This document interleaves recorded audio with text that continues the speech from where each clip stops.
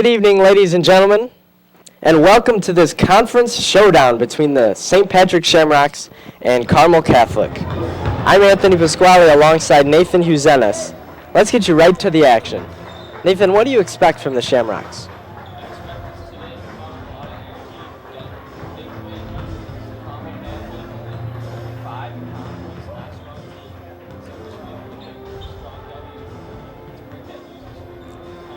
Definitely, and I was just about to say, so obviously we started out very hot at the beginning of the year, beating a team like Marist and Notre Dame, and we started 3-0 in conference, and there was a lot of hype about this team. And over the last maybe month or so, we've taken a bit of a step back, losing 2 in a row in conference. What do you think is the key to get us back on the right track?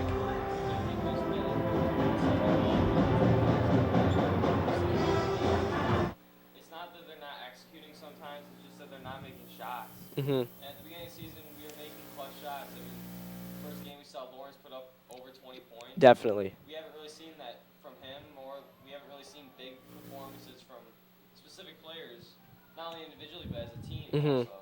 And obviously, the Notre Dame game was on the road, but Sean Knack and Jalen Nelson both came up huge in that game. And one of the things I also have to ask you is, how do you think the Shamrocks will respond to their recent struggles?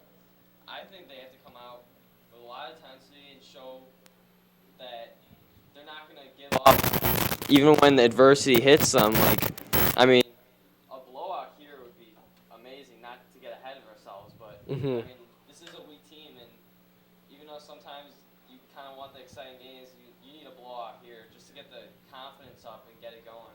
And one of the things you say, they are a weak team. They've lost 5 games in conference out of 5. But this is a good conference. So although they are one of the weaker teams, we shouldn't take them lightly. If we're up, keep our foot on the gas pedal, right? Yeah, you never want to underestimate a team. For sure. And so obviously tonight, if any of you know, it's alumni night. So that means we can kind of express our rich tradition at the school. What do you think it is about the school that has all these alumni that keeps the school going? I just think they impacted the school in such a great way that it's great that we still remember them and show them our respect. And I mean, you've seen on the walls, anyone who goes here, all the alumni and Hall of Famers that have helped make this school have such a great, rich tradition. And not only do they donate, because usually those guys make big bucks, they also contribute in the way where they send family members here and keep those kind of traditions going, because there are families here where their grandfathers all went here. And that's the thing that I find amazing about the school. Yeah, it just shows the family how great of a tradition that we built here. And so obviously today's Friday, February 5th. 2 days from now, we'll be celebrating Super Bowl Sunday, and I say celebrating because I truly believe it's a holiday. I'd like to ask you, what are your predictions for that game? I got the Panthers all the way.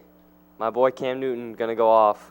Yeah, Cam Newton has been a guy that I've been doubting all year, and not because I don't like him. I like him as a player. I just didn't think he was capable of doing what he's doing. I didn't think it would last. Yeah, I was kind of surprised how good he's doing. I mean, he's always been kind of like middle of the road quarterback. Like he's always been a starting caliber quarterback, but never MVP numbers or anything. But I mean, he's always had the tools to do it, and he's just taken over this year. And you just said it, he is taking over this year. It's pretty magical to see a guy that was kind of average last year become top 10, even top 5 in our league.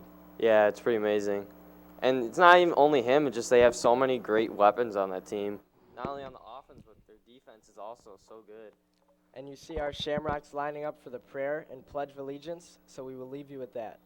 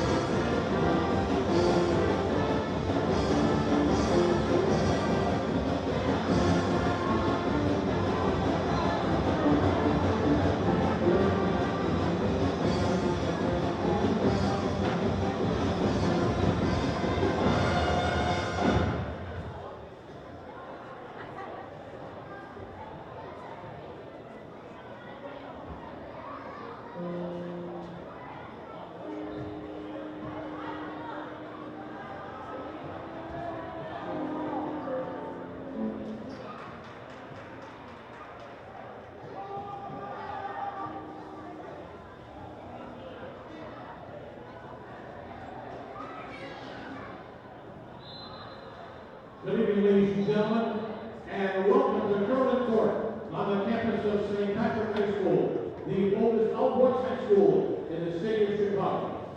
For tonight's East Suburban Catholic Conference matchup between the visiting Corsairs of Carmel High School and your St. Patrick Shamrocks. Before we begin tonight's game, we'd like to have a prayer, and to lead us in that prayer tonight will be sophomore Michael Pasquale. God our Father, you have created us to strive for the best. Grant to all athletes, coaches, and fans strength to pursue excellence during this event. We pray for the safety of these athletes, protect them from injury and harm, and finally we pray for your grace that you will provide us with the endurance to pursue our family tasks, eternal life in your Son. We pray you trust our Lord Jesus. Search our matters in the Son, and Jesus in our hearts. We ask that you remain standing and remove your hats as we join the St. Patrick High School band in the singing and playing of our national anthem.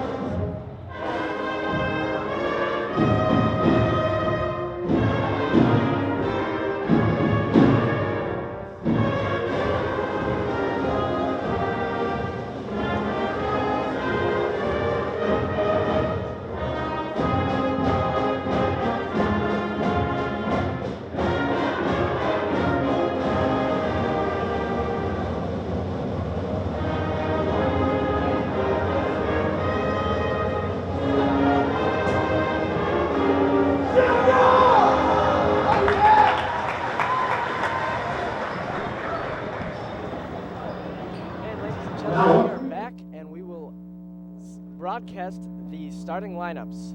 First will be the Carmel Catholic Corsairs.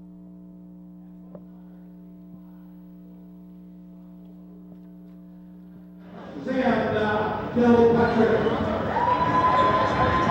And another guard, a 6'2" senior, wearing number 30, Chris Duff. And a forward, a 6'4" freshman, wearing number 34, Johnny Rouser. And another forward, a 6'4" senior, wearing number 42, Matt Stevens. And at center, a 6'8" senior, wearing number 45, Sean Monster, number Foster. 45, Sean Foster. And now for the lineup for your St. Patrick Shamrocks. Now, let's meet your St. Patrick Shamrocks. And one guard, a 5'9" junior, wearing number 24. It'll be number 24, Lawrence Merritt. And another guard, a 5'11" junior, wearing number 23, Keyshawn Thomas. And a forward, a 6'1" senior, wearing number 15, Sean Dewey Pecanini. Or Shawnak, not Dewey. A 6'2" senior, wearing number 25, Dewey. Here's Dewey. Dewey Pecanini, number 25. And finally, the big man, Jonathan Hamilton. The mop. The Shamrocks will get into a huddle, and they'll be ready for the jump ball very shortly.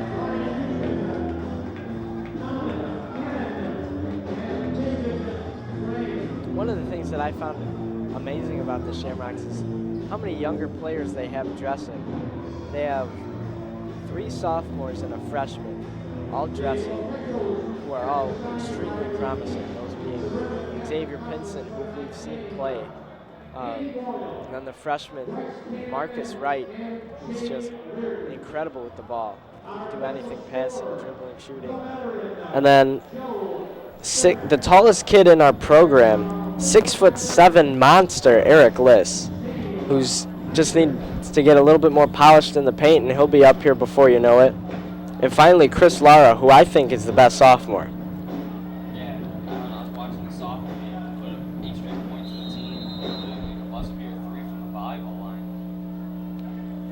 And Carmel won the jump, but Lawrence was able to grab it, and Sean Eck will have the ball.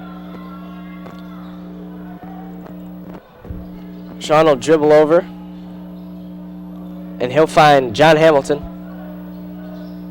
John Hamilton over to Lawrence Merritt, and looking at this beginning possession, they are in a man-to-man, but Carmel's got some big guys.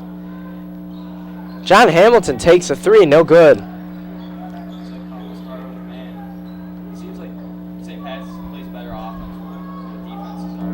I agree with you.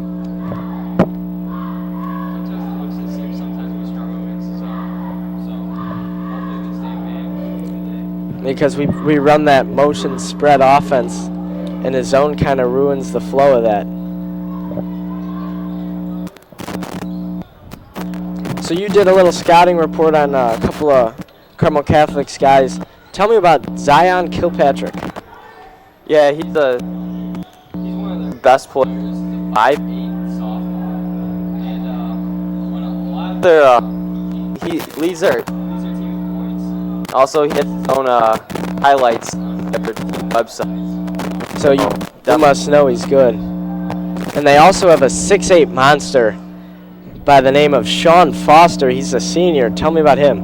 Yeah, it kind of seems like Zion and him have that like 1-2 punch with his team, kind of like they're superstars almost. I think the key to this game will be limiting both of those players. Yeah, I think mainly Sean Foster, just because we don't have that much size. So when you get a big guy like that, I mean, 6'8", 290 pounds. it'll be hard to contain him. It'll be Carmel ball. Carmel retains the ball after a bit of a almost steal attempt by Dewey. Was unable to keep the ball. Lawrence putting that pressure defense. I'm just going to say Lawrence is playing great defense. He's really improved. He was kind of a more offensive-minded player, and now you see him guarding usually the other team's top player. And there you go. You see they double-teamed him in the post, but he still got it to go. Yeah, Sean Foster with a easy bucket. You can tell that was one of Coach Bailey's keys to limit him. I mean, he got the ball in the post, and they double-teamed him right away. Keyshawn over to Dewey.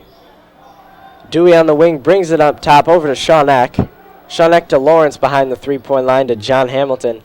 I think they ought to get John in the post a little bit more. He's not a three-point player.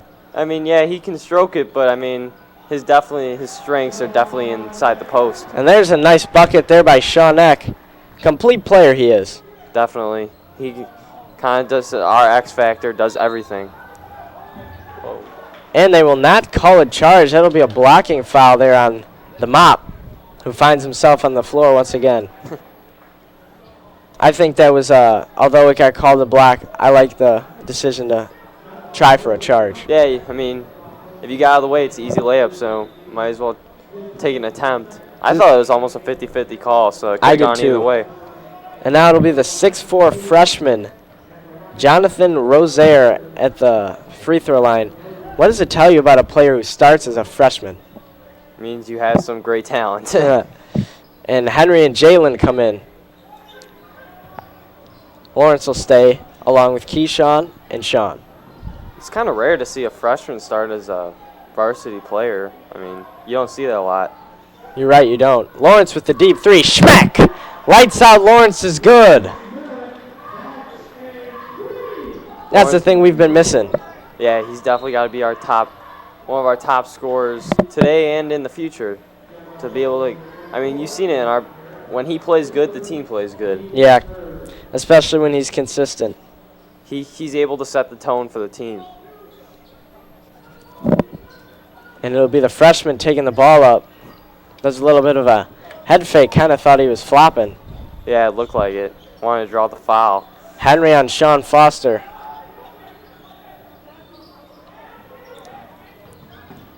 Sean guarding the freshman. And Sean will take it away. Give it up to Lawrence. He'll stop, give it to Jalen. Takes a short jumper. That's good. Ladies and gentlemen, take a ride on the SS Jalen. The SS stands for sharpshooter. That was a heads-up play by Lawrence to be able to feed it to Jalen. I know he wanted to take that three, but he made a good decision. One of the things Coach Bailey preaches in all of his practices is extra pass. Even when you're wide open, there's always someone who's more wide open. Definitely. And that's what Lawrence did, and it worked. He'll be on the corner again. Fakes a shot. Bad pass there. Good idea, bad pass. And that bucket will go over to Shawneck. Shamrocks lead it 7-6 with 4 minutes remaining in the first quarter. Jalen on the wing. To Sean on the top of the key. Overhead pass to Lawrence. Shovels it over to Keyshawn. Over to Sean, dribbles down the baseline. Finds Lawrence on top for three. Schmack! Lights out, Lawrence does it again. You can tell this could be one of the days for Lawrence. He gets going in a hurry. One of the things I really enjoy about the way Sean Eck plays is he drives that baseline so well. And he's always able to find the wide open guy like he did on that last play with Lawrence, who made another three-pointer. Yeah, you have to be a heads-up guard, looking everywhere. I mean, he's not looking to score, but he knew that if he drove the baseline, he was going to find someone open. And he does that usually once or twice every possession. He'll find himself along that baseline. I think the remarkable part about it is he stays in bounds. Yeah, it's not easy to get around all those guys. And Xavier Pinson has come in the game for Keyshawn. It's good to see a sophomore in there. Such a promising young talent, too. Definitely. Sean Foster misses the layup, and Xavier will get it. And no look pass too high for Jalen Nelson. It'll be Carmel ball. It'll be interesting to see for Carmel to see how many plays and stuff they have set up for specifically Sean Foster in the post. I mean, he's definitely probably their biggest advantage today. One of the things that is almost Xavier Pinson's flaw is that some of his no-look passes become a little bit wild, obviously because he can't see who he's throwing to. Yeah. But boy, can he really put on a show with the ball. Yeah, I mean, that'll just come with experience, being able to make those passes consistently and more accurately. And Carmel sinks a bucket. Jalen draws the foul and puts it in and one. What a beautiful shot fake. Great play right there. Got him in the air, saw it, took the hit, made the shot. Jalen, I've seen plenty of improvement as well. Beginning of the year, he's kind of more of just a shooter, and him and Keyshawn both have that knack for driving, and recently Jalen's been able to show it. Yeah, as we just saw on that play. And the freshman has the ball again. Look at those kicks. Nice bright yellow kicks. But he turns it over. Shamrocks will take the ball. I noticed a lot of quick running for the Shamrocks, a lot of transition points so far. Sean Eck will bring it up. Passes it to Jalen. In the corner to Henry, who gives it to Xavier. They got too many guys on that side. Lawrence smartly just runs over. Jalen finds Henry, but he was blocked by Sean Foster. And Henry blocks the freshman. Gives it to Jalen. Smooth pass to Xavier. He don't miss those. Great passing so far by St. Pat's. For sure. As Carmel will be forced to take their first timeout. And in first timeouts, I like to talk about Coach Bailey's 3 keys. I spoke to him before the game. His first key was rebounding, which honestly every coach has that in their 3 keys. But especially today because, as we've mentioned, Sean Foster is 6'8". So he's going to wreak havoc along those boards. We got to snatch up some of those rebounds. And the second key of the game was to contain Sean Foster. Got to keep him under control. And finally is shoot high percentage. A couple of our last few telecasts, he's wanted our team to shoot in our own gym, and it's been the matter of they've been wide open, just no execution. And today, this quick start has really showed us that they have improved on that. They're shooting in their own gym, and if that keeps going, I don't see any team that can beat us. Yeah, my friend Luke Lavis told me that they took a bus out of the St. Pat's parking lot around the block and came back to show so that because they've been shooting better on the road. That's something only Coach Bailey would think of. Yeah. I think they, when the Hawks won the Stanley Cup a couple of years ago, they were winning everything on the road and they were struggling a bit at home. So even though they were at home, they had them stay in a hotel, which obviously they don't stay in hotels in high school, but that's a similar give and take there. Keyshawn hands off to Lawrence. Shamrocks have a 4-point lead with 1.5 minutes remaining. And that bank shot is good. Drive by Lawrence. Went around it. Got the shot. When I see Lawrence play, I see a mix of two players. Steph Curry and Derrick Rose. Not the Derrick Rose of late, the MVP caliber Derrick Rose. Yeah, he can be explosive at times. He can be explosive, and he has that floater shot that Derrick Rose said he developed playing street ball. And then he shoots like Steph Curry. Maybe not that good, but he reminds me of him. Yeah, the way that Lawrence...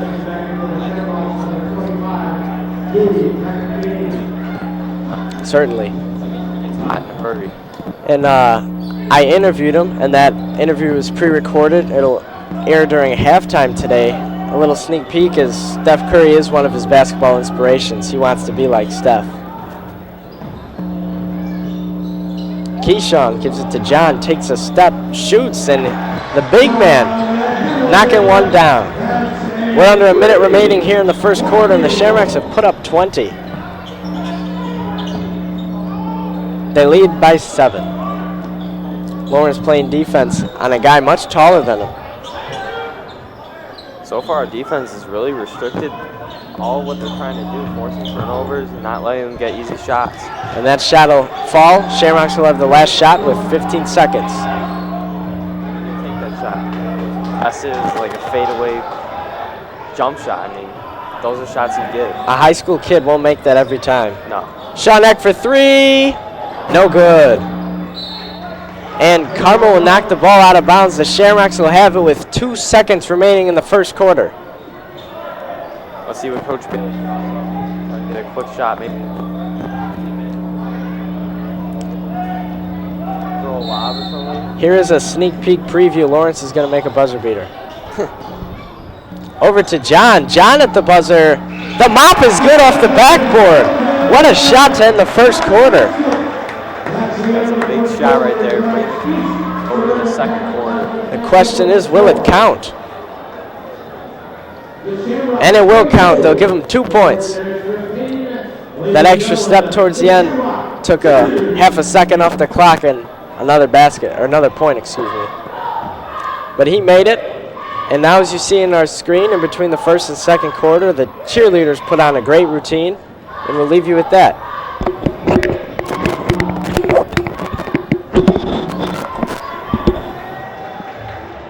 Ladies and gentlemen, tonight is alumni night here at St. Patrick High School. We will be recognizing some of our great Hall of Fame basketball players and tonight, so we ask you to stick around for that.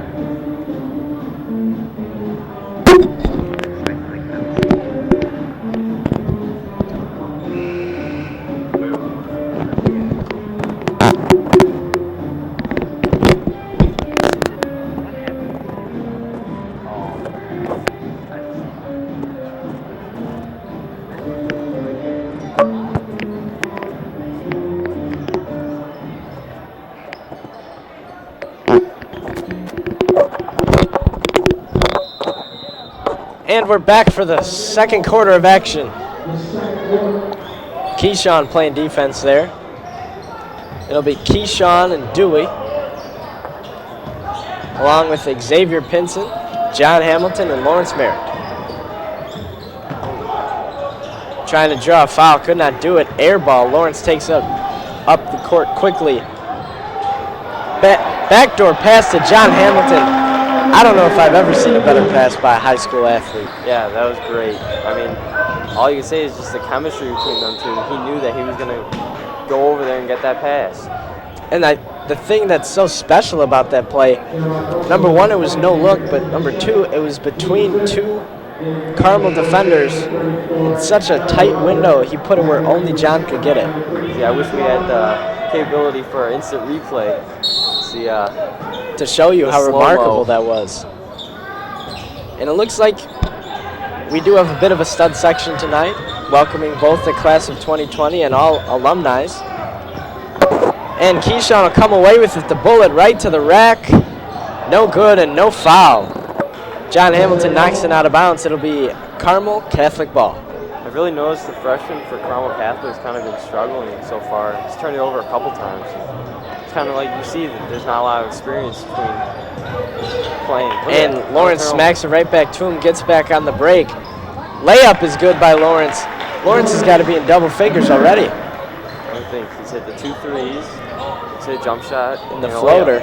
He's got 10 or 12 by now. Yeah. We'll check with our statistician and we'll get back to you. And a three taken, smacked by Carmel Catholic. That was a swish. He's lucky he hit that. I mean, looks like they're just jacking up shots at this point. That was the second time in a row they jacked up a three. Keyshawn puts that up, bounces off the rim. Shamrock ball. A little bit of a fist bump there by the mop. He's excited. Crowds into it. And here comes Io. One thing I never understood is why more teams don't take more advantage that there is no shot clock. I mean, you see St. Pat's, they do a lot of passing and dribbling, but like, I mean, in that last session, like, don't know, number 10, I think it was, just shot a three. And the thing is about St. Pat's is they're like, Coach Bailey cements into them an idea of patience that they have to keep to be able to kind of pass up open looks and look for the better one. And they've done that remarkably today.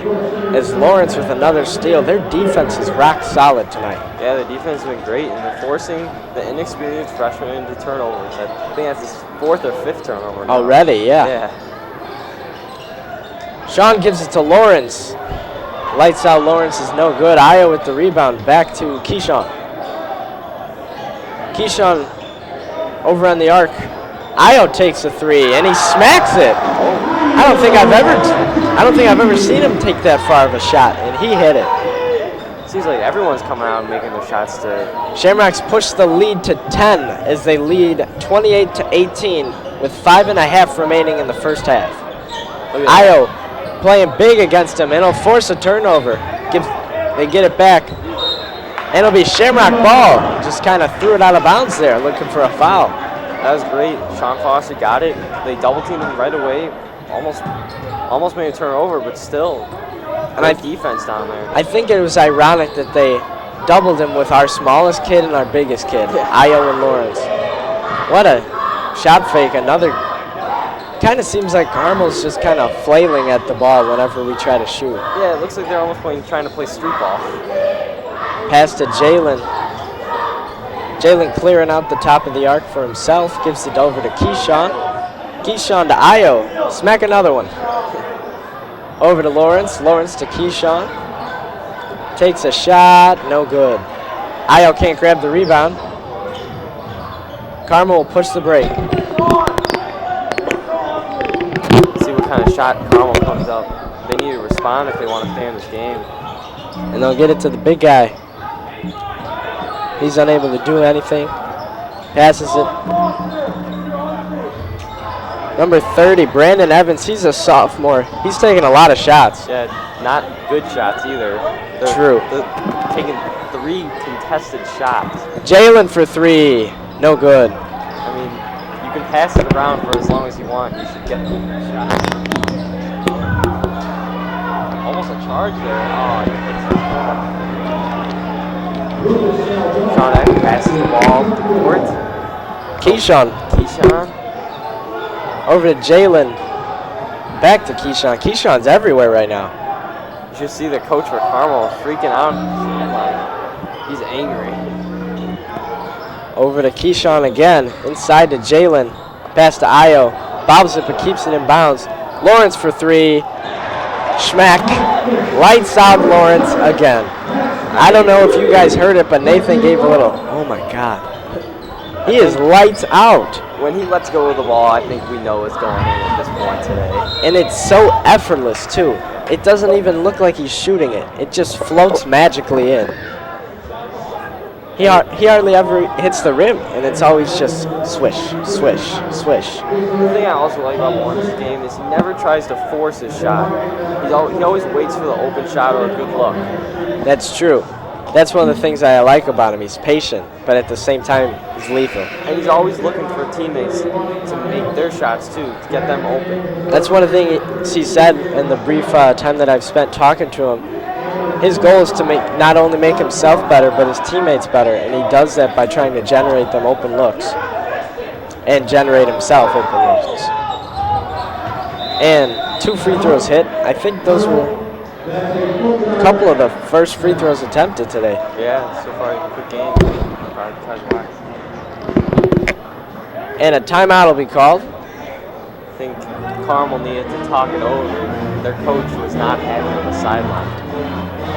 And there are 2.5 remaining here in the first half. Who's your MVP of the half? No doubt, Lawrence. Oh, for sure. He's come out and responded to all the criticism, I guess. They've been struggling at home, hitting shots, but I mean, he come out. I don't think he hasn't missed a shot today. I mean, he's been on fire. Also, another MVP, not a player, just their defense. I mean, They've shut down Sean Foster, who's supposedly their best player. I mean, he made one shot, and it was a double team in the post. I mean, every time he gets the ball, they're consistently double teaming him, and that's really good. Yeah, they've one of the 3 keys was containing him, and they really have. And the one thing is when you double team, you run the risk of letting someone open, but I don't know if it's an effect of St. Patrick's defense or just Carmel not passing the ball well enough, but we haven't seen that many open threes for them. And in this brief moment of no action, I'd like to take some time to give a shout out to our favorite viewer, Mr. Preslack. Thank you for tuning in now and every other game. Oh my gosh, right behind the back. John will be wide open and he'll get the foul. Oh, they called him for a travel. It'll be Carmel ball. That was such an interesting play. Lawrence ran into the guy, and the ball just floated past him. Lawrence had the awareness to pick it up and keep going. I thought they were going to call a foul. And a charge there by John Hamilton. He takes 2-3 charges a game.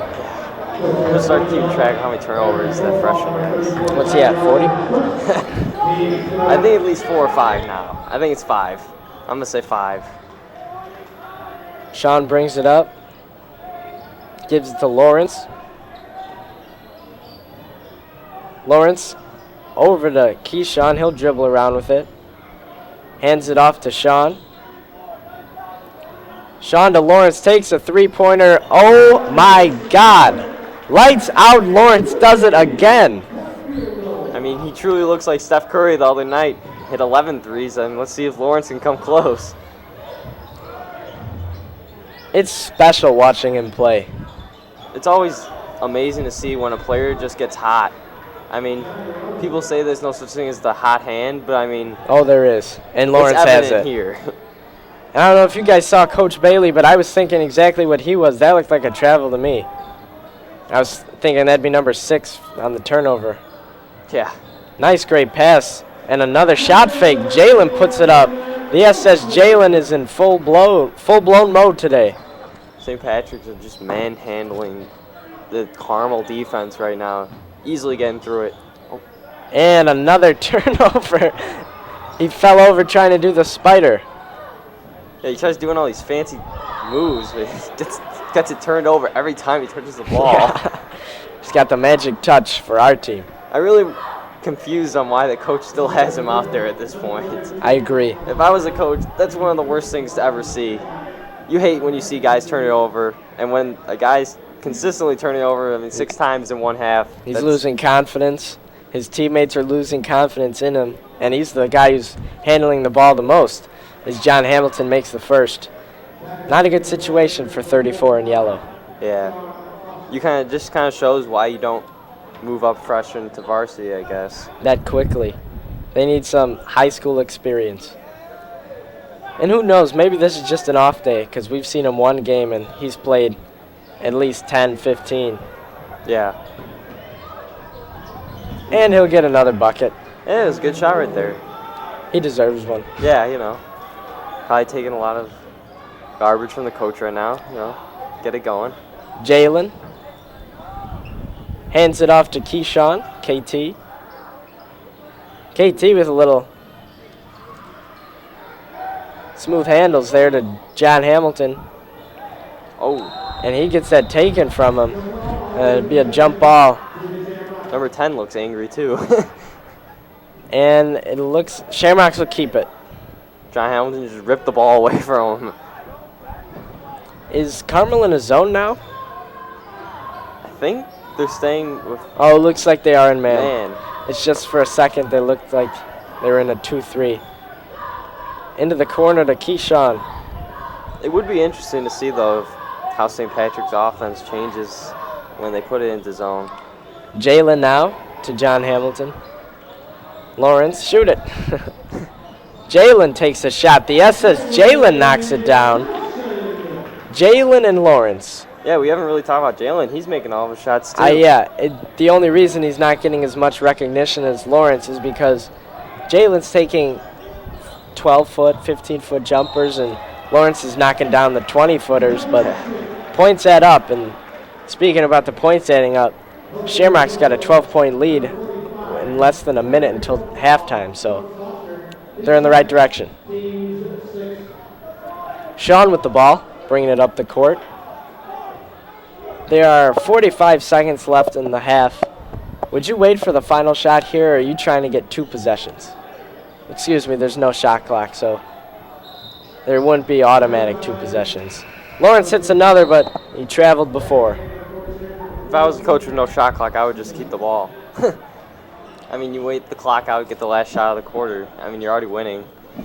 Sometimes I feel like there should be a shot clock in high school, but at the same time, those younger players shouldn't have to deal with the responsibility of the shot clock. Definitely. It's just, it kind of ruins comebacks if a team can hold the ball for 6 minutes. Yeah, I don't like that either. And like, maybe they make it in. Nah, jeez, he's getting manhandled out there. I don't know how that wasn't a travel, to be honest with you. Just thought he was playing football. Thought he was Jonathan Stewart running in over there. But yeah, going back to the shot clock, I mean, fourth quarter comes around, you're down. I mean, they just start holding the ball, or they go to that. Usually teams have that offense where they just run around, just dribble handoffs. John Hamilton thought that was a second free throw. He aggressively ran up and got the rebound. And Keyshawn will come from the elbow to snag that one with 10 seconds remaining in the half. Let's see if we can get 2 buzzer beaters in 2 quarters. Sean Eck with 5 seconds on the baseline where he's always there. To Lawrence. The shot was blocked. Carmel takes it. And that'll be the end of the first half of action. The Shamrocks head to the locker room with a 12-point lead. The Rocks lead at 39-27. We'll be right back for the third quarter after a 10-minute break where you will hear my interview with Lawrence Merritt. We'll leave you guys with that.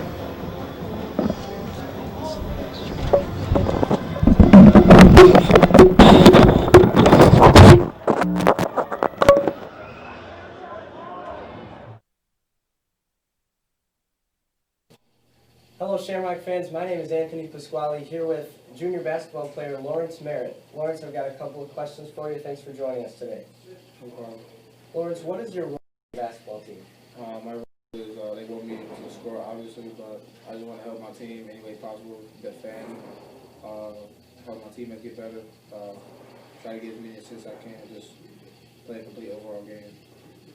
So obviously you've taken a little bit of a leadership role on the team. What do you like about being a leader on the team? Everyone kind of looks up to me, being the smallest kid on the court usually most of the time. My teammates know that I play with a lot of heart, a lot of passion, a lot of emotion, so I just try to come out every game and play with that type of energy every game. So obviously you're one of the younger players as you're just a junior. How do you think having that leadership now will affect the team next year? It's going to have a huge effect on the team next year. You know, I can.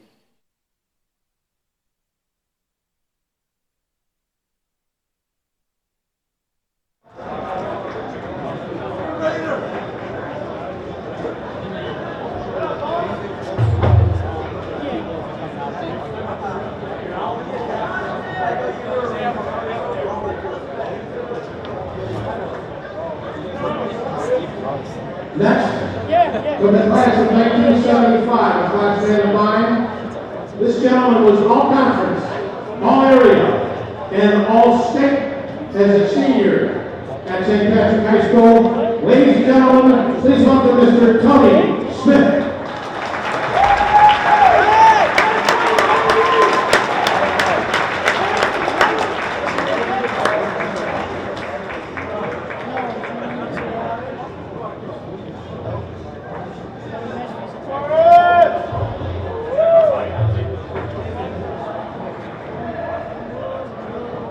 Our next Hall of Famer, also from the class of 1975. He was a two-time All-Conference, two-time All-Area, All-State, and an All-American basketball player at St. Patrick High School. Ladies and gentlemen, he's still at St. Patrick High School. My good friend, Emmett.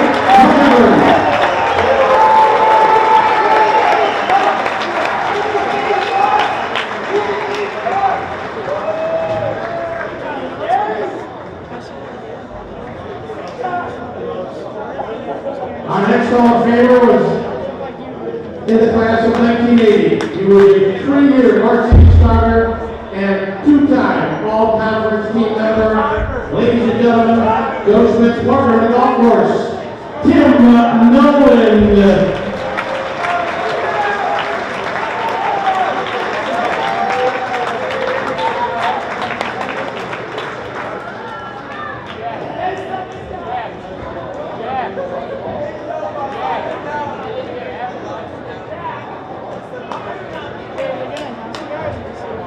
Our next Hall of Famer is the class of 2005. He was All-Conference, IHSA All-Academic, and an All-State athlete, but a great shooter in the St. Patrick High School. Ladies and gentlemen, Mr. Jason Genova.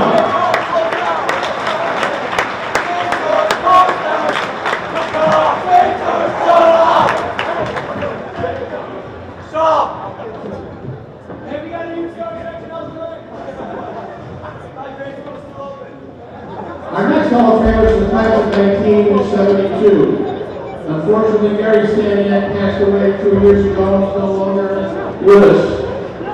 Gary is one of the great players in the history of St. Patrick High School. For all of us who hold St. Patrick High School basketball true, he will always remain in our hearts and our memories.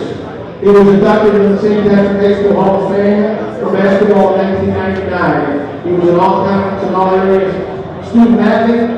He was known for his great style of play and prowess in shooting and shooting free throws. Tonight, very well representing the Staniak family, and Gary are his children and his brother and sister Garrett and Caitlin Staniak, who was a great ceremony in Gary's name and are related to St. Patrick High School. Ladies and gentlemen, let's give a shamrock welcome to Garrett and Caitlin Staniak.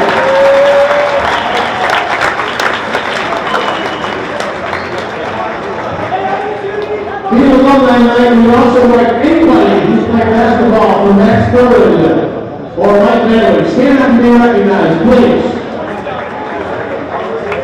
There you go. We got a lot of them in the house.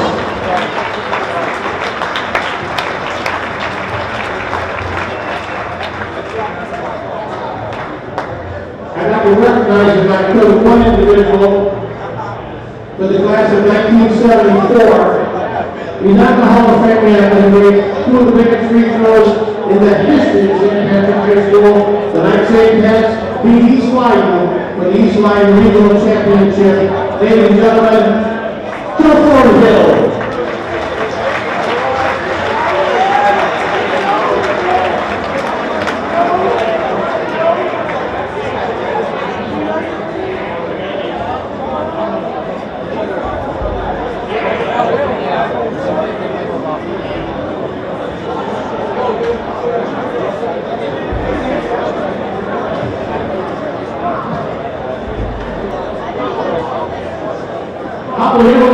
Ladies and gentlemen, one of our Hall of Famers, at half court, Pete Zimmerman.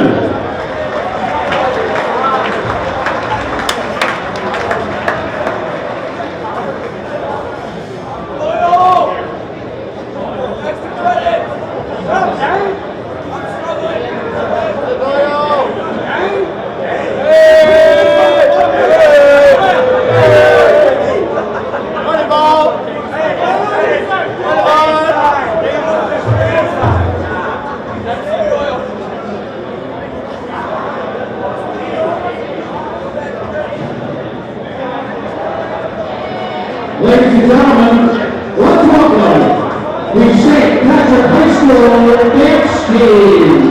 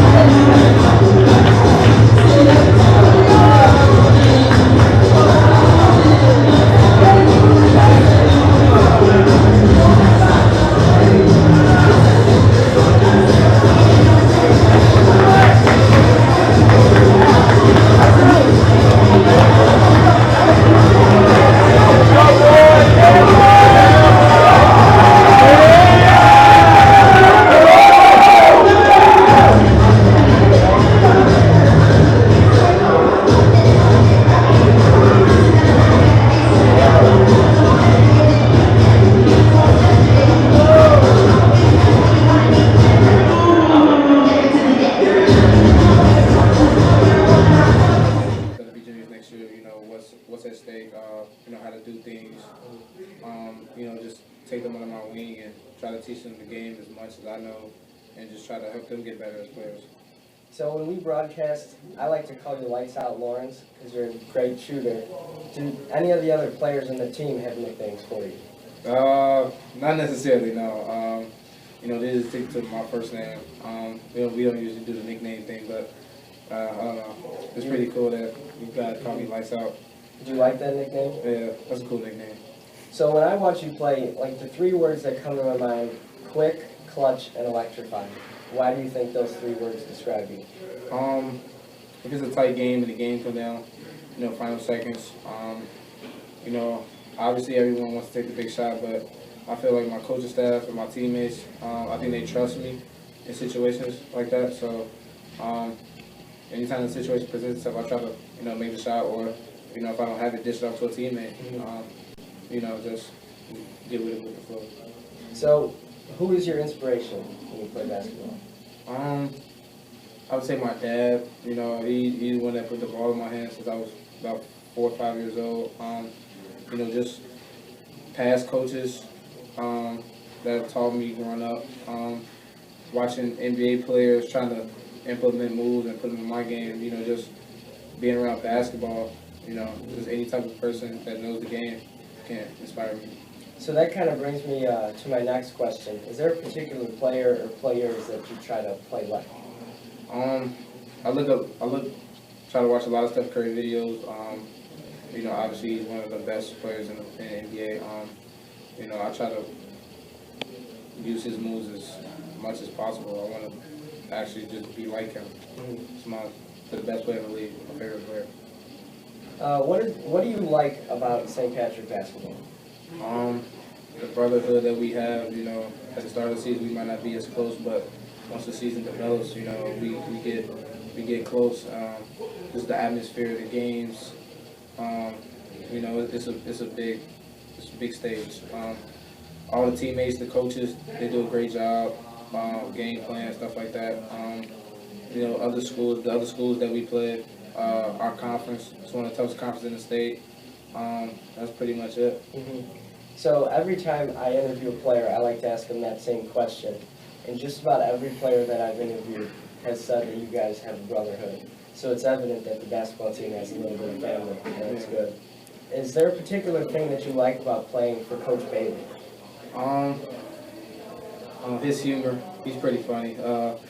You know, he likes to crack jokes all the time. But he does an excellent job with us, practice, getting us ready for games. He's probably the best coach I've ever played for. You know, just his basketball talents and knowledge of the game is unreal. So big thanks to him for helping us and helping me develop as a player. So you've got 2.5 years of Shamrock basketball under your belt. What's your favorite moment? I would say last year, being on last year's team as a sophomore, trying to help my team win, getting in there in the state playoff games, and winning that sectional title. You know, that's something we haven't did in the past, I would say, 10 years. So just doing that was extremely special, and that's something you can remember for the rest of your life. Where does Jalen's buzzer beater rank on that list? That's probably got to be either number 1 or number 2. That shot was amazing. Great game. It was an excellent game. So obviously you guys have a big game coming tonight, and you're trying to keep the undefeated in conference going. What can we expect from you tonight? Just me, you know, trying to contribute, you know, trying to score, go with the flow of the offense, try to play hard on defense, dish it out to my teammates, and hopefully we can be 4-0 to start the conference. It would be pretty huge. All right, ladies and gentlemen, that's all the time we have here with Lights Out Lawrence. Thank you for joining us, Lawrence. Thank you. Rock on.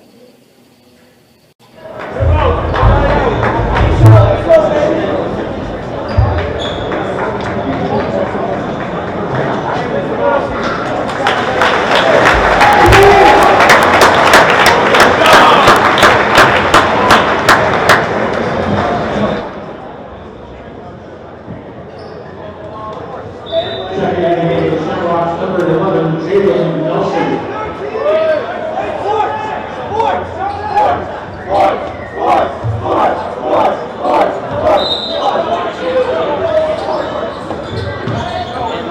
We missed a three-pointer by John Hamilton and an injury by Keyshawn Thomas. He went up for a layup, made the layup, but unfortunately hit the ground very hard. It didn't look too good, but I hope we can see him out here soon. Yeah, at least he got back up, walked off by himself, so that's a good sign. There's another bucket for Carmel Catholic. It's 42-29 now. As now we see Dewey in there with Sean, Lawrence, John, and Jalen.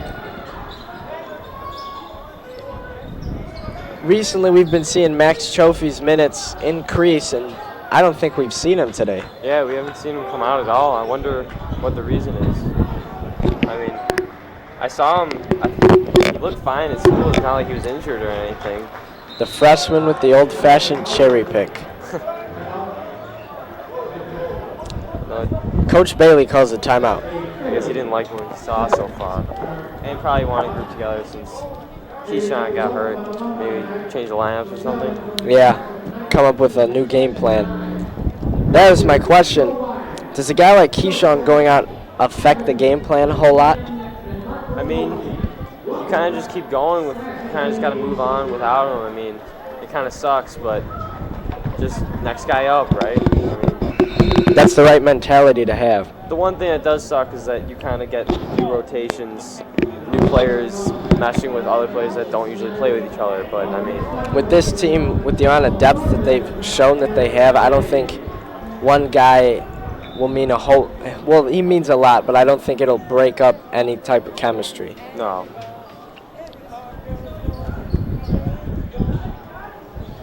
Sean will bring the ball up.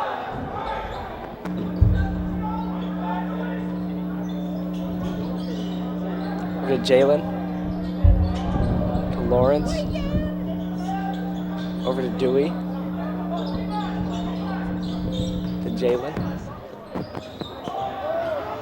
One of the things I wanted to say is a recap of the first half. Lawrence was leading the way after the first half of action with 16, followed by Jalen with 9. Air ball there by Carmel. One of the games we broadcasted earlier this year was against the Australian team, where afterwards all the players and us broadcasters, we got to meet Cameron Barristow. Charge taken by Lawrence Merritt. Great play there. Yeah, it might have been a little flop there, but we'll take the call.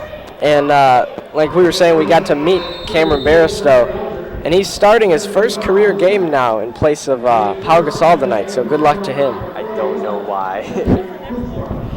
Dewey over there to Sean Neck. He'll bring it up.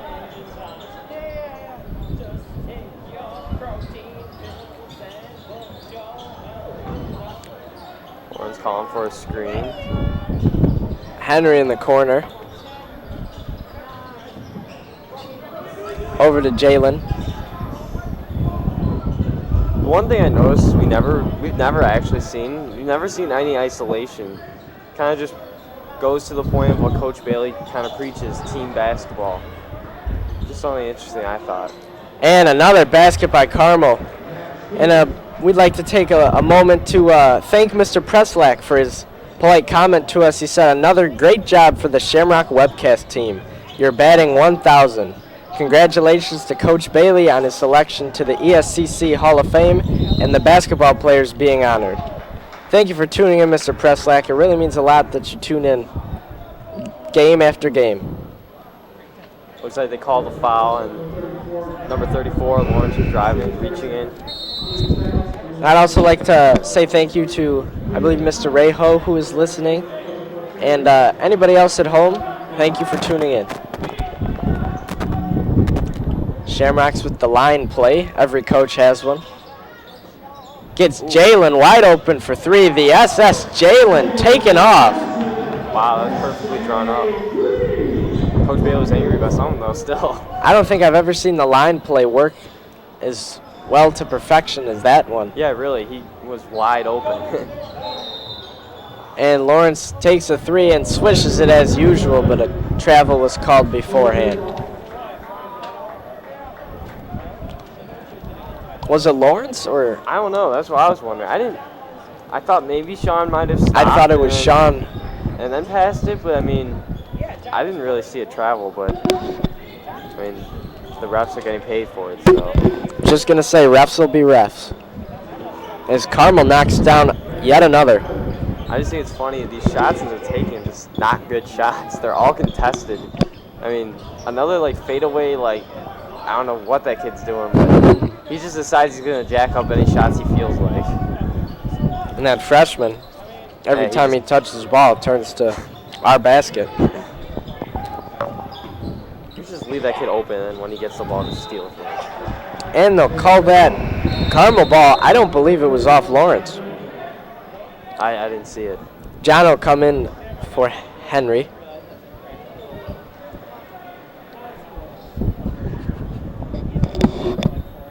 The one thing I've liked throughout the game is, you know, we're seeing these big guys, other than Max Trophy, hitting some outside shots. We saw Hamilton hit 2 and Io hit 1. And one of Hamilton's was at the end of quarter. Yeah, I think it's played a big role in why we have the lead right now.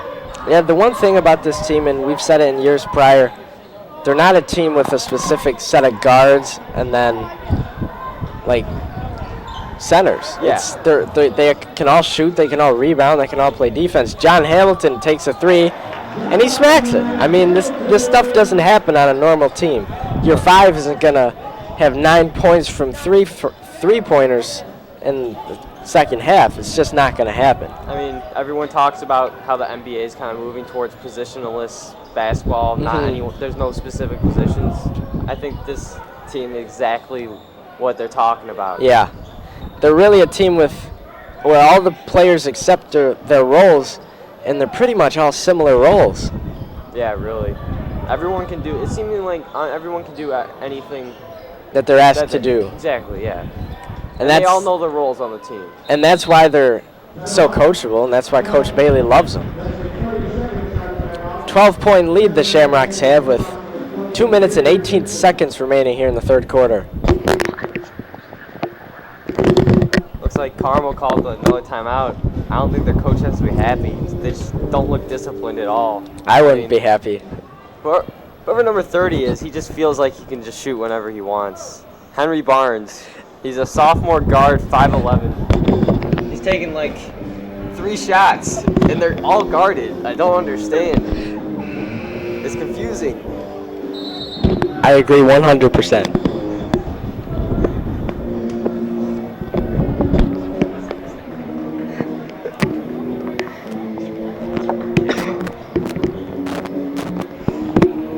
And we're back after the timeout. Don't understand why it's not on the bench. Same with the freshmen. Yeah, both of them. They're right there. Let's see what Carmel Catholic is going to set up for this play. Xavier Pinson is checked in. And Sean with a block. What a complete ball player he is. What was that? Whoa. Hey, at least he hustled right there, you know? Yeah. It wasn't Try a getting the rebound. shot that I'd recommend, but he hustled. So. Yeah, we'll give him some credit there. And there's number 30, the guy you were talking about. Yeah, I don't like his game at all. It's not much of a game. Yeah. The kind of players like that strike me as a bit selfish, the way they just jack up shots. Yeah, definitely. I mean, he's not playing it as what a real team player would do. Not passing the ball. I mean, you've seen possessions, he just comes up the floor and shoots a 3. Mm-hmm. I mean, that's not good team basketball. We're not playing pickup basketball right now. We're playing an actual high school game. And he makes 2 free throws. One of the things I found interesting was he came down on a fast break and took a step back 3-pointer. Yeah, I don't think he understands how to play basketball yet, like The real team basketball. way, yeah. You said he's just a sophomore? Yeah. I mean, I'm kind of looking at the roster. They don't have very many players. So I'm wondering maybe that's why the coach has all these players still playing. I mean, I'm only seeing 10 players on the team. Yeah. I think that guy will be a big player in years to come. He just needs to mature a little bit. Yeah, I guess maybe Carmel's in kind of like a rebuilding process. I mean, they have only 3 seniors, and the rest of the team's freshmen and sophomores. So, I mean, I guess they have some bright spots in the future. That's what a lot of people thought this season would be for our team. Kind of a bit of a rebuilding, let the young guys develop. As a freshman puts one down, cuts the lead to 7. But our team the younger guys have really excelled.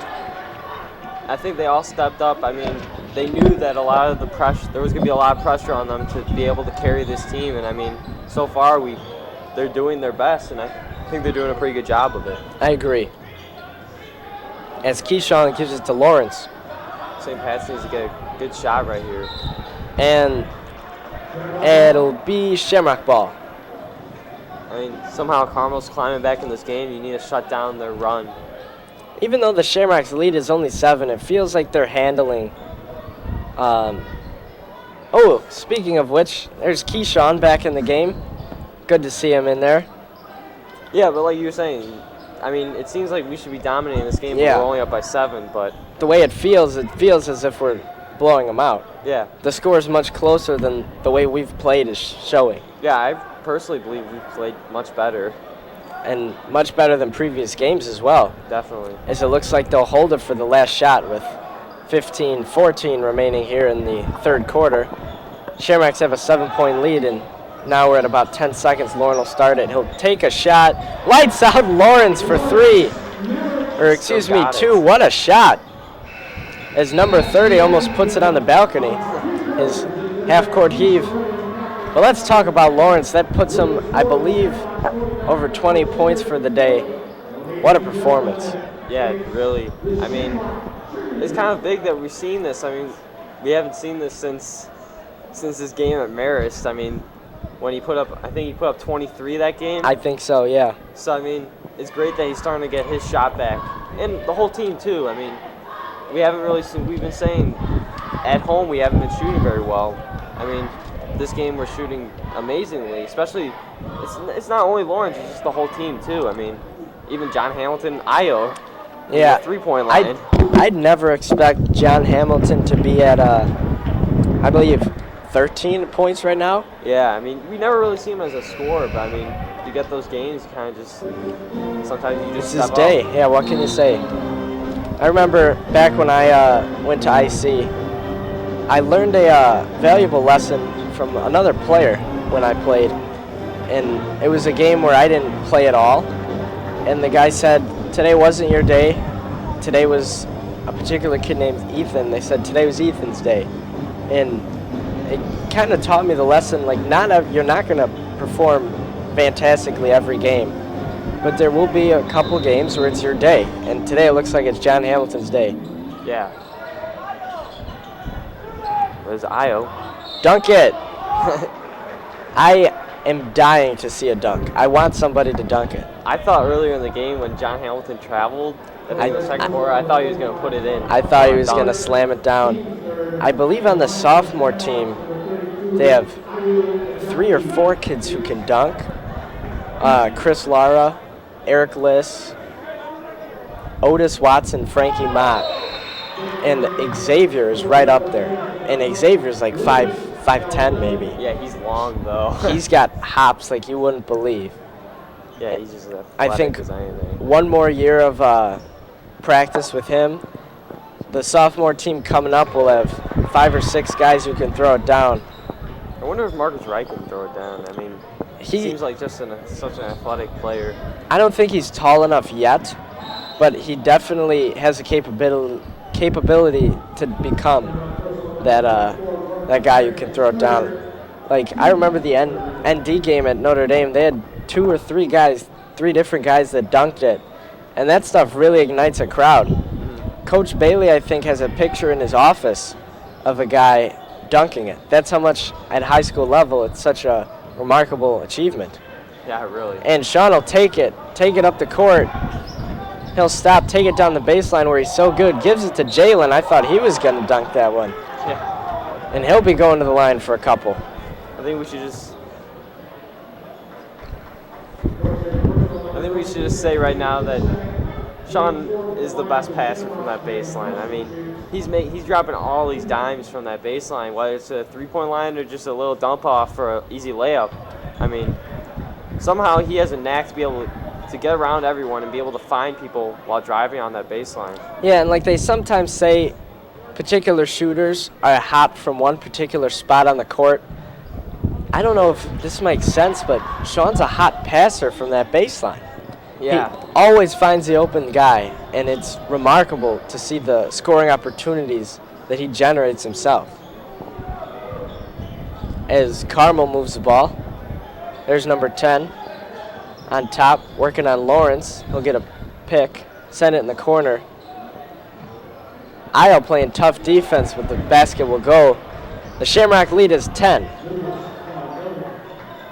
The one thing I think I've seen with Sean X game over the past couple games is that he's kind of not been looking to score at all and just kind of exclusively looking to pass. I mean, that's not a bad thing, but I mean, he's understanding his role maybe isn't as a scorer and more as a passer. As Keyshawn takes a shot, no good. Carmel will take it up the court. There's number 30, almost lost it on a simple behind-the-back move. Gives it over to 42 in the corner. He'll take a 3, no good. As Keyshawn comes down and takes a little bit of a knock. Yeah, number 30 seems kind of Out to angry get him. or annoyed at this point. It's been a tough game for a team like Carmel. Yeah.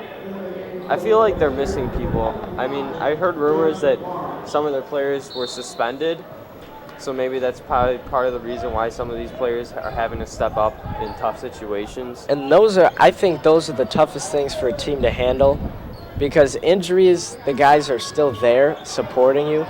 When a guy gets suspended, it's a kind of message to the whole team that they're not buying in. Yeah, and exactly. That's a kind of deflating message to send to a team that needs guys to buy in. Keyshawn tries the over the back pass, gives it to John, but knocked away out of bounds. there's Steve Brooks. Coach Monroe's student teacher. Sean Eck in the corner to Keyshawn, the bullet for three. Shoots it and knocks it down. It's exactly what you like out of the bullet. Sean Eck playing tough D, and they'll take a three, and he'll miss it. What was that? This player needs to sit down. He needs to just go to the bench right now. Lawrence, almost an alley-oop type pass to John Hamilton. I don't know how to announce it. That was such quick passing. It was Jalen in the paint to Lawrence who put it up. And that 10-point and that 7-point lead has now stretched to 15 in a matter of minutes. Yeah, that was quick. They responded. As a Carmel coach, you gotta call a timeout there. Yeah, you need to stop the bleeding, or at least make an attempt at this point. So I usually like to ask you what Coach Bailey's telling his guys during a timeout. But if you're Carmel's coach, what are you saying? Well, number one, I'd be wondering in my own head why I'm not benching number 30, because he runs up the court and shoots a three. But I think they just have to be more disciplined. Yeah. Especially taking care of the ball. I mean, a lot of our points, we haven't really been saying it, but a lot of our points have been on transition, on turnovers. And I mean, taking care of the ball is definitely one of the most important parts for a team to succeed. I mean, you see it even in the NBA or in college. When you have low turnover numbers, it usually means you're a good, solid team and you understand the fundamentals. And I didn't like that a lot of the players at Carmel trying to do these fancy dribble moves and then they get taken away. I mean, and there you saw in that timeout our wonderful band. They put on a fantastic show along with our cheerleading squad and the dance team. Both put on nice shows during halftime or in between quarters. And just a thank you to them. Keep the game colorful and keep the game flowing. They do a great job at doing that. Is Carmel ball. A freshman. Kind of seems lanky. yeah, kind of. Not in like a complimental way, like a little bit almost awkward when he has the ball. Jalen took forever to put that one up. If he didn't make that, the SS Jalen is in the middle of the ocean today. And Carmel answers quickly, but Shamrocks are at 60. So Yeah, I mean, our offense has been somewhat unstoppable today. Although then again, when I think about it, we've only scored. Oh no, we scored. How many in the second half so far? I believe at the end of the first half we were somewhere around 40. So we scored. Around 20, yeah. So I mean, even though it seems like we have a lot, we've been somewhat slow, but I mean, we're still scoring so Yeah. many. But I just think this team doesn't seem to mesh well as a team, if you know what I'm saying. They're not playing together almost. It seems like they're playing individually. I just tallied it. We had exactly 40 points in the first half, so that means in the second half we scored 20. Still, I mean, A bit still a slower, lot. but it's still a lot. Yeah. And I mean, we pretty much. I mean, 45 seems like a lot, but I mean, this is a fast-paced game, and We've they're controlled running a it. lot. So I think the thing about St. Pat's that they're starting to understand is the way that they play, they control the tempo of the game. If they decide to take it quick, run up and down the floor fast, it'll be a fast-paced game like today. But in some games, we've seen like 40 to 30 games because of how slow Sean Eck mans his offense. John Hamilton, no good. One of the first he's missed today. And Dewey definitely will get called for a reach and foul. He was hacking number 30. I thought they were going to let him get away for it. It was a late whistle. Yeah, he was running up the court, smacking him. And they'll take the ball back. Maybe if we get that lead up to 20, we'll see the reserves. Yeah. See a guy like Luke Labus come in, or Jack McLaughlin, or even some of the sophomores. I always like seeing the reserves. I just think it's good to see new faces out there. Especially since when I played, I was one of the reserves. It's a nice feeling when you get to play. And it's a heck of a lot better when it's because you're winning by 20 rather than losing by 20. Definitely. But this is the kind of game I'm not going to try to seal anything up, but this is the kind of game the Shamrocks needed. Yeah, definitely. I mean, even though it's only a 12-point game, which isn't close, but I mean, it's somewhat close for how much I think we should be up by. I think we should be up by more, or at least I agree. seemingly more, considering we've totally controlled this game all the way through, it seems. That pass to Dewey, I thought he kept it in, but it looked like he did not. Keyshawn will come into the game. Oh, the one thing I'm seeing is we're having trouble breaking this press. It wasn't only that possession, but couple possessions. Press Seemingly is almost a turning it over. dangerous thing. In previous years of watching basketball and playing, a good press can really turn a game around. Exactly. I mean, I don't know if anyone watches West Virginia. I mean, they was live just and gonna die say. with the press. I mean, they And- force turnovers at a huge rate. I mean, And last weekend, you said they live and die with the press. Last weekend, Florida killed them. yeah, that was rough. I mean, yeah, especially that team. I mean, if you can handle the ball, don't turn it over, you win. And that shot is no good. They'll call a foul. So that'll be number 30, Brandon Evans, going to shoot 3. Sean Eck was, no, Jalen was, no, yeah, it was Sean called with the foul. His second, the team's 7th. He finally got bailed out with one of his 3-point shots. Yeah, 3-point heaves. He'll be going to the line. Let's see if he can convert on the free throws. The funnier thing is, And he does make the first one. He's got 2 more left. the funnier thing is that he keeps he's been trying to draw that foul throughout the game. He's done it like 3 times He already. did that one where he just kind of like potty shotted it. Yeah, Trying to get a, He's like ruining his shot in the process of trying to draw a foul. I mean, and neither have been going in for him. as a player, you never try to draw a foul when you just run at the court. I mean, the only time the exception is when you get someone in the air, and that's the difference. But He was trying to get someone in the air to draw a foul from him. As he makes 3 and cuts the Shamrock lead to 9. Ladies and gentlemen, this is turning into a nail biter, which is what a couple minutes ago we thought it was a blowout. As they do break that press, except Jalen can't get rid of it. Gets it off to Sean. Sean finds himself along that baseline again. Right to Keyshawn. Keyshawn dribble it right in. And he'll get it to go. The bullet shoots right through the hole. Lays it in. ooh, Lawrence took a huge hit on that screen. I think they call a foul on him. They better have. He got blasted. Yeah, definitely illegal screen. I think Lawrence was looking for that call earlier in the game too. He fell down. They didn't give it to him, but gave it to him that time. 3 minutes remain here in this conference battle between the Carmel Catholic Quasirs and the St. Patrick Shamrocks. That was impressive by Lawrence, dribbled through that whole thing. And he got it to go. He's over 20 now. And the freshman will get that one to go. I've resorted to just calling him the freshman. As the Shamrocks have an 11-point lead here. 2.5 remaining. I'd like to take a minute to reflect upon the 3 keys. They've definitely rebounded better than they have in previous games. And they've for sure handled Sean Tyler, is it? Sean Foster. Yeah, we don't even know his name anymore. Yeah, exactly. We were talking about him so much in that first quarter, it kind of became extinct. Yeah, really shut him down. And they've definitely been shooting at a high percentage. They've knocked down, every player has knocked down the shots that they've taken. It's really impressive to see how much this team has grown in a couple of games.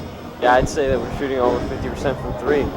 Which is especially huge for our team because with that motion offense, the type of shots that are usually generated are 3s. Exactly. So, I mean, and that's been our problem, just not knocking down shots. But, I mean, we got them to go, and right now we're in a chance to be able to take a big W. There you see a couple of the members of the sophomore team who put together another great win today, led by players like Eric Liss, Christopher Lara, Bobby Fioranti, all putting up big numbers. Yeah, I saw Chris Lara. Never really seen him play, but he put up 8 straight points for the sophomore team. That was big. And that's the kind of thing Xavier was doing before he got moved up permanently. Sean over to John Hamilton. Oh, And Sean gets whacked. 30 thought he got a steal. Guess not.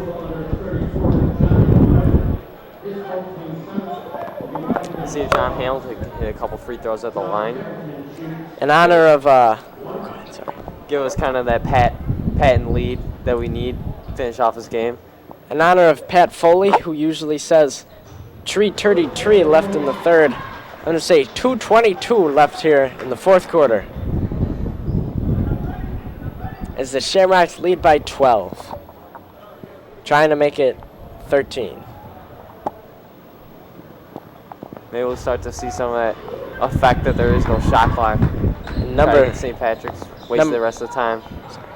Number 31, John Hamilton, makes it a 13-point lead as Carmel knocks down another. I swear to God, this kid gets lucky. He's getting lucky. I think they called a foul on the floor because it doesn't look like the scoreboard put the basket up. So he'll be taking, I think, a 1-and-1 from the line. And he makes the first one. He's a good free throw shooter, I'll give him that. I think that's 5 in a row from the line from him. There's only 5 points. And that one is up and no good. Sean takes it, and he gets hacked. This game has turned into physical, but not the kind of physical you like to see. Are we seeing the hacky shack right now? It looked like an intentional foul right there. I don't know. Not only that, it seemed like they have the intention to kind of hurt our guys a little bit. Yeah, they seem angry. The way they almost body checked Lawrence, and Sean took a hit like that, and I think Jalen did also, as Sean knocks down the first shot. Never really wondered why we or other teams we haven't really seen the hack a shack strategy. I mean, you see it a lot in the NBA, especially when you're down by a lot, not a lot of time to go on. And the Shamrocks make it 68-54. Looks like the clock went down there for a second. And it is 68-54. 8 fouls apiece for both teams. Both teams are now in the bonus, as Carmel is down 14 with 2 minutes remaining here in the fourth quarter.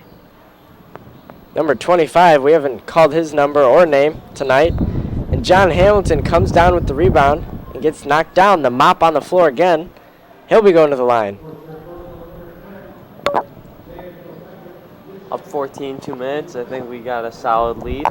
Hopefully they take us home. One of the things that you said about the hack-a-shack is it doesn't really seem like it would work against our team because we don't have one particular guy that can't shoot. Yeah, especially though, I mean, we're all good free throw shooters, so yeah, it's hard to do that. And number 30 missed again. Over to Keyshawn, he'll dribble back out. That's smart, not forcing it.